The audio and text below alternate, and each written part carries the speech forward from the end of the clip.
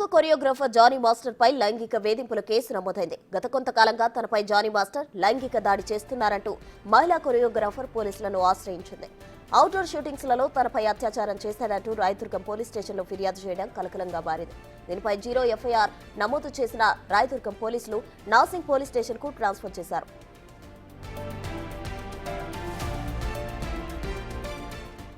గత కొంతకాలంగా Johnny master టీంలో కొరియోగ్రాఫర్ గా చేస్తున్నా అని బాధిత యువతి చెబుతోంది. చెన్నై, ముంబైలలో అవుట్డోర్ షూటింగ్స్లతో పాటు హైదరాబాద్ నాసింగ్లోని తన ఇంటిలో సైతం జానీ మాస్టర్ తనపై పలుమార్లు లైంగిక దాడి చేశాడని వాపోతుంది.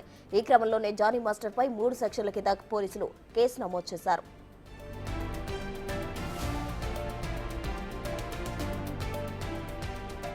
సెక్షన్ 376, సెక్షన్ 506, సెక్షన్ 323 కింద కేసు నమోదు చేసి దర్యాప్తు చేసినట్లు నాసింగ్ పోలీసులు వెల్లడించారు. అలానే ఇదే విషయంపై విమెన్ సేఫ్టీ వింగ్ డీజీ శిఖా గోయల్ ను పలువురు ఇండస్ట్రీ ప్రముఖులు సైతం కలిసినట్లు చర్చ జరుగుతోంది. 2019లో సైతం జానీ మాస్టర్ పై లైంగిక వేధింపుల కేసు నమోదైనట్లు తెలుస్తోంది.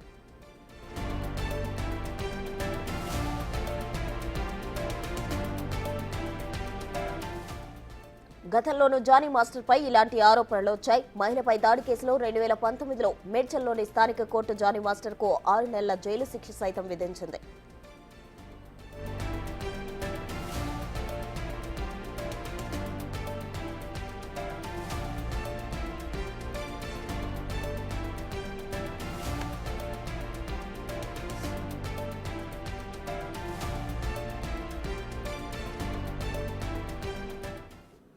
ఈ కేసుతో టాలీవుడ్ లో కాస్టింగ్ కౌచ్ వ్యవహారం మరోసారి తెరపైకొచ్చింది. అవకాశాల ముసుగులో ఇలాంటి ఘటనలు ఎన్నో జరుగుతున్నాయి. కొందరు బయటకు వచ్చి ఫిర్యాదు చేస్తున్నారు, మరికొందరు అలాగే ఈ ముసుగులో మగ్గిపోతున్నారు. అప్పట్లో టాలీవుడ్ లో కాస్టింగ్ కౌచ్ వ్యవహారం సంచలనంగా మారింది. దీనికి సంబంధించి మరింత సమాచారం మా అసోసియేట్ ఇన్పుటేటర్ గణేష్ అందించడానికి సిద్ధంగా ఉన్నారు. Ganesh, over to you. ఏదైతే ఇప్పుడు నమోదైన కేసులు ఏవైతే ఉన్నాయో ఒకటి మనం దీన్ని చాలా సీరియస్ గా తీసుకోవాల్సిన అంశంగా కనిపిస్తుంది. ఎందుకంటే తెలుగు ఇండస్ట్రీల వరకు కాస్టింగ్ కౌచ్ అనే దానిపైన అనేక రూపాల్లో మహిళలు ఇబ్బంది పడుతున్నా ఇప్పటి వరకు బహిరంగంగా ఒక కేసు నమోదైన విషయం ఎక్కడ మనకి బయటపడలేదు.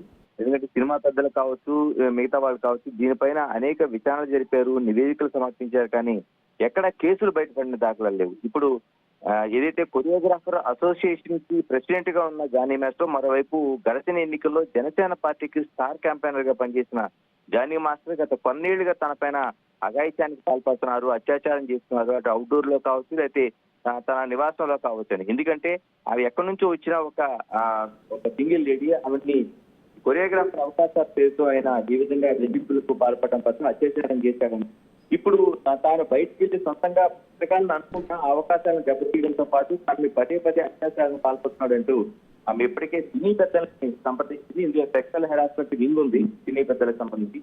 దీనికి సంబంధించి వీళ్ళ దృష్టికి తీసుకెళ్ళింది. అయితే ఈ కేసు చాలా తీవ్ర స్థాయిలో తీసుకుందని వీళ్ళు కూడా పోలీసుల్ని సంప్రదించారు. ప్రత్యేకంగా ఈ మహిళా వింగ్ ఏదైతుందో తెలంగాణలో ఉన్న దీనికి సంబంధించి చికాగో దృష్టికి వీళ్ళు తీసుకెళ్లారు. దీంతో ఇది మహిళా వేధింపుల ఈ సెక్షువల్ హెరాస్మెంట్ కేసు కింద ముందుగా దీని విచారణ ప్రారంభించారు. విచారణతో పాటు ముందుగా ఏదైతే స్థానిక పోలీస్ స్టేషన్ ఉందో ఆ స్థానిక పోలీస్ స్టేషన్ నోటిఫికేట్ చేయడంతో పాటు దాన్ని జ్యూరీ ఎఫ్ఐఆర్ గా నమోదు చేసి ఎక్కడి వరకు దీన్ని బదిలీ చేయాలని ఆలోచన కనిపిస్తుంది.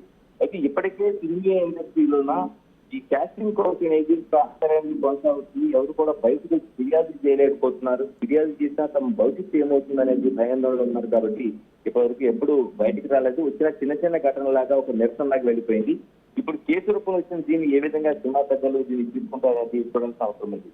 మరోవైపు కేరళలో జస్టిస్ హేమా కమిషన్ నివేదిక పూర్తి స్థాయిలో అక్కడ ఉండే కాస్టింగ్ కౌచ్ ని బయటపెట్టింది.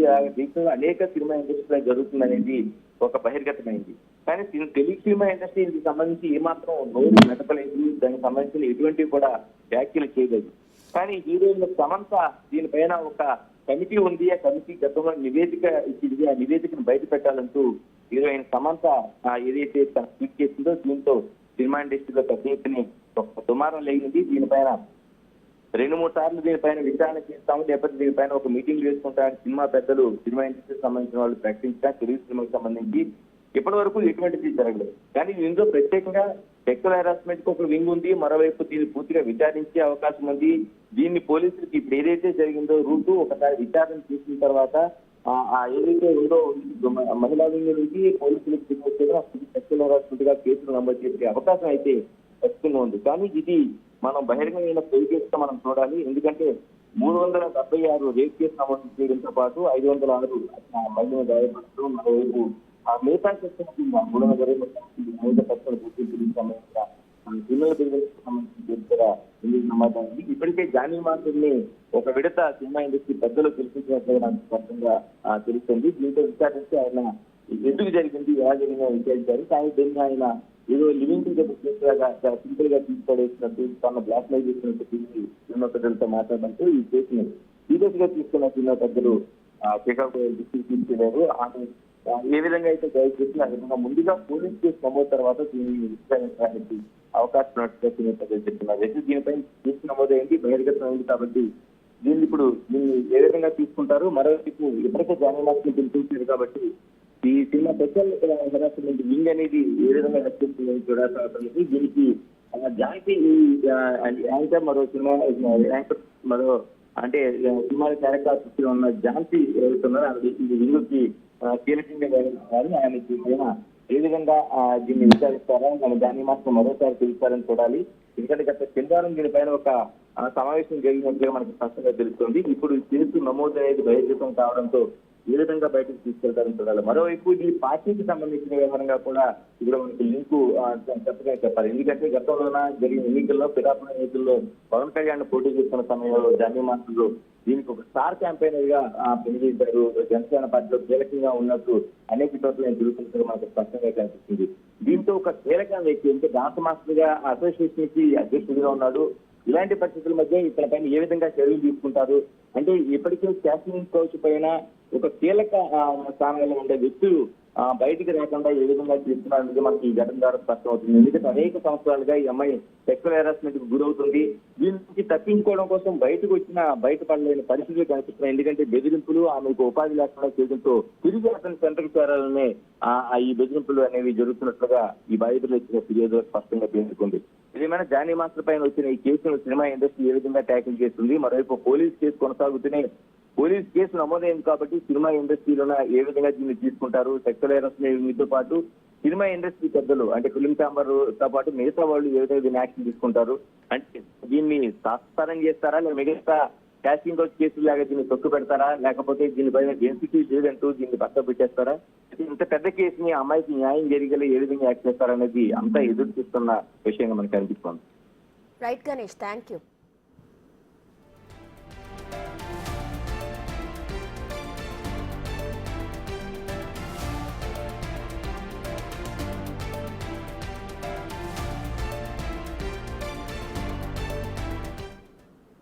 దీనిపై మరిన్ని కీలక అంశాలు తెలియజేయడానికి మా ప్రతినిధి రానా లైవ్ లో సిద్ధంగా ఉన్నారు. రానా, చెప్పండి.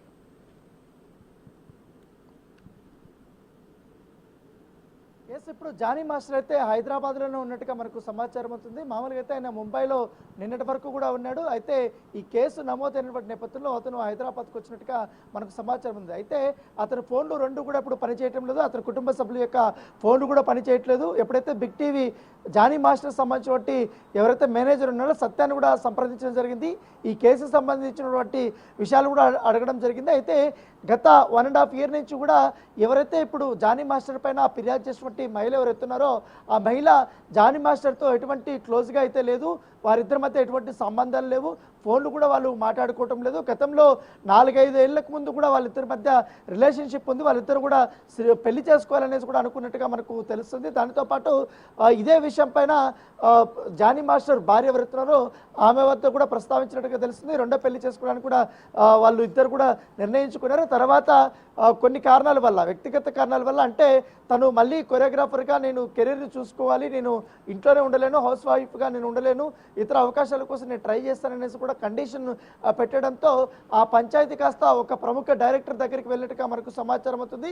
ఆ ప్రముఖ డైరెక్టర్ దగ్గరికి వెళ్ళినప్పుడు ఆయన ఇద్దరిని పిలిపించి ఇటు జానీ మాస్టర్ని ఎవరైతే ఇప్పుడు ఆరోపణలు చేసినటువంటి మహిళ ఎవరైతే ఉందో ఆ అమ్మాయిని కూడా పిలిపించి ఇద్దరికి మాట్లాడడం జరిగింది. మాట్లాడిన తర్వాత వాళ్ళిద్దరు కూడా కాంప్రమైజ్ అయిపోయారు. కాంప్రమైజ్ అయిపోయి ఎవరి లైఫ్ వాళ్ళు చూసుకునే విధంగా కూడా ఆ రోజు కాంప్రమైజ్ అయిపోయి అట్లనే వాళ్ళు ఇద్దరు విడిపోయారు. విడిపోయిన తర్వాత ఇప్పుడు ఆల్ ఆఫ్ సడన్గా ఇవాళ వచ్చి నిన్నటి నుంచి కూడా అమ్మాయి వచ్చి మరో గతంలో వాళ్ళిద్దరు చేసుకున్నటువంటి చాటింగ్లు కానీ ఫోన్ కాల్స్ యొక్క రికార్డింగ్ కానీ అవన్నీ కూడా ఆల్రెడీ సమస్యమైనటువంటి అంశాలను మళ్ళీ కూడా పోలీసుల వద్ద దృష్టికి తీసుకొని వచ్చి ఇప్పుడు మళ్ళీ కేసు పెట్టిందనేసి కూడా ఇప్పుడు ఆరోపణలు చేస్తున్నటువంటి నేపథ్యం అయితే కనపడుతుంది.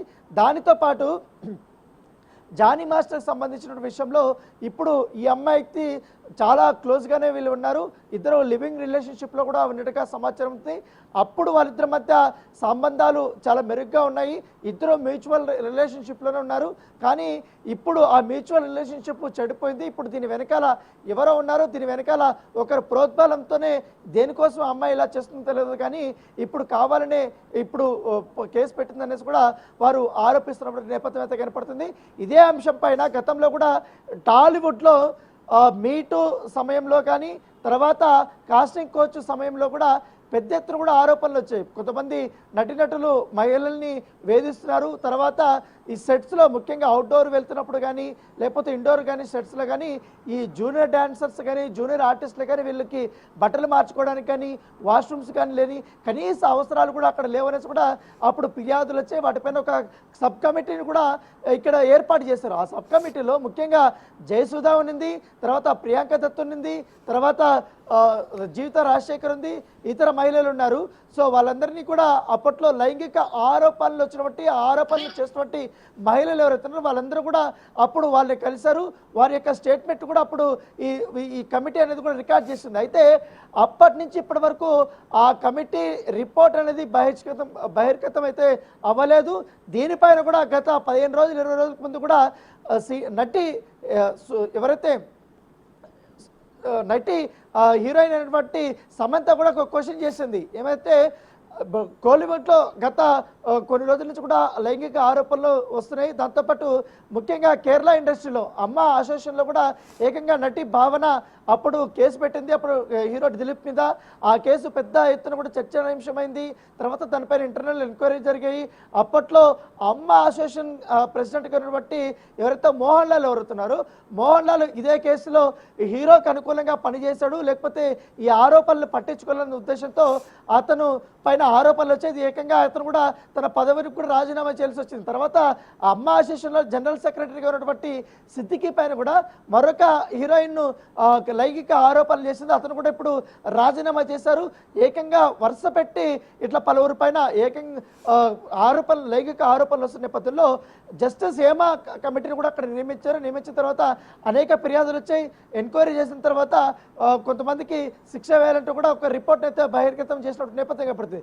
అక్కడ మాలీవుడ్లో ఇంత పకడ్బందీగా ఇంత పటిష్టంగా అక్కడ ఏర్పాట్లు చేస్తుంటే ఇక్కడ మాత్రం తెలుగు ఇండస్ట్రీలో ఇప్పటి వరకు కాస్టింగ్ కౌచ్ మీద కానీ మీటూ ఆరోపణల పైన ఇప్పటి వరకు ఎటువంటి వారు నిర్ణయాలు తీసుకోలేదు, ఒక స్పష్టత ఇవ్వలేదు, ఆ రిపోర్ట్ అనేది బహిర్గతం చేయలేదు. ఇప్పుడు తాజాగా జానీ మాస్టర్ పైన ఈ కేసు నమోదైంది కాబట్టి దీనిపైన కూడా ఆల్రెడీ వీరు ఆ అమ్మాయి దగ్గర స్టేట్మెంట్ కూడా రికార్డ్ చేసినట్టుగా మనకు సమాచారం ఉంది. అసలు ఆ అమ్మాయి ఏం చెప్పింది ఏందని చెప్పి ఇంటర్నల్ ఎంక్వైరీ జరుగుతుంది. మరోవైపు ఇప్పుడు క్రిమినల్ కేసులు కూడా ఇప్పుడు జానీ మాస్టర్ పైన రేప్ కేసు అలాగే క్రిమినల్ ఇంటిమిడేషన్ కేసు మీద కూడా నమోదైంది కాబట్టి అతను తన స్టేట్మెంట్ ఇవ్వడానికి కూడా నార్సింగ్ పోలీస్ స్టేషన్కి రాబోతున్నట్టుగా మనకు సమాచారం అందుతుంది. గతంలో తమ మధ్య ఉన్నటువంటి బంధం కరెక్టే, కాకపోతే ఇప్పుడు ఎటువంటి బంధాలు లేవు, మా దగ్గర ఎటువంటి రిలేషన్షిప్ లేదు, కనీసం ఫోన్ కాల్స్ కూడా మేము మాట్లాడటం లేదు. ఇప్పుడు సడన్గా తను వచ్చి కేసు పెట్టిందంటూ కూడా తన సన్నిహితుల వద్ద నిన్న జానీ మాస్టర్ చెప్పినట్టుగా మనకు తెలుస్తుంది. సో దీన్ని నేను లీగల్గానే ఎదుర్కొంటాను, గతంలో మేము మాట్లాడుకున్నది, గతంలో మేము సన్నిహితంగా ఉన్నది, లివింగ్ రిలేషన్షిప్లో ఉన్నప్పుడు అనేక రకాలుగా ఫోటోలు దిగినాం, తర్వాత వాట్సాప్ చాటింగ్ చేసుకున్నాం, తర్వాత కాల్స్ మాట్లాడుకున్నాం. అప్పుడు మ్యూచువల్గా ఉన్నప్పుడు జరిగినటువంటి వ్యవహారాలన్నీ ఇప్పుడు మళ్ళీ తనకు అవకాశాలు లేకపోవడమా లేకపోతే వేరే వాళ్ళ ప్రోద్బలమా లేకపోతే ఏమన్నా మనీ కోసం ఇలా చేస్తున్నా అవేమీ తెలియదు. కానీ ఇప్పుడైతే తను మరొకసారి ఆరోపణలు చేసి కేసు నమోదు చేయించినది కూడా అతను చెప్తున్న నేపథ్యం కాబట్టి పోలీసులు మాత్రం చాలా పకడ్బందీగా ఈసారి ఈ కేసును పూర్తి స్థాయిలో దర్యాప్తు చేయాలి, అన్ని కోణాల్లో కూడా విచారించి దర్యాప్తు చేయాలనే ఉద్దేశంతో కూడా ఉన్నారు. ఇటు జానీ మాస్టర్ స్టేట్మెంట్ అలాగే తనిచ్చినటువంటి కాపీని ఆధారం చేసుకుని దాని మీద స్టేట్మెంట్ రికార్డ్ చేయబోతున్నారు. దాంతోపాటు కొంతమంది మహిళా డాన్సర్స్ కూడా ఉన్నారు కాబట్టి ఆ మహిళా డాన్సర్స్ యొక్క స్టేట్మెంట్ కూడా పోలీసులు రికార్డ్ చేయబోతున్నారు. రైట్ అన్న, థ్యాంక్ యూ.